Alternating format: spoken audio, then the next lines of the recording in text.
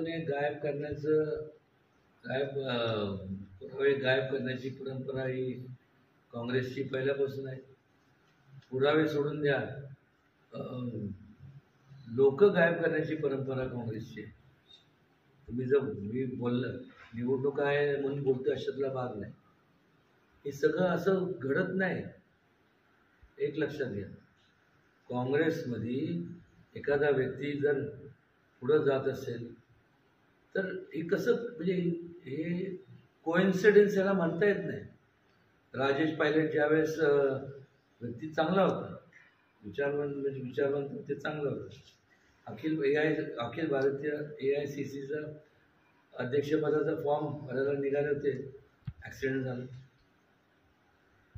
त्याचबरोबर माधवराव सिंधिया हे संपूर्ण त्यांचं बाबा त्यांना काँग्रेसमध्ये त्यांचं जास्त त्यांचं संपूर्ण लोकांनी त्यांचं नेतृत्व मान्य करायला लागले.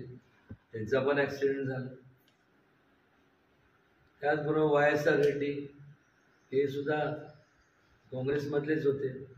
ते सुद्धा त्यांच्या परीने संपूर्ण त्यांच्या कार्याच्या माध्यमातून ते पॉप्युलर व्हायला लागले. त्यांचा पण ॲक्सिडेंट झाला. म्हणजे मालिका, म्हणजे मी विचार करते त्याच्यावरती खरंच विचार करण्यासारखं आहे. आणि ह्या अगोदर सुद्धा तर पाहिलं, गायब पुरावे तर सोडून ते माणसं गायब केलेले, ते कधी परत दिसलेच नाही.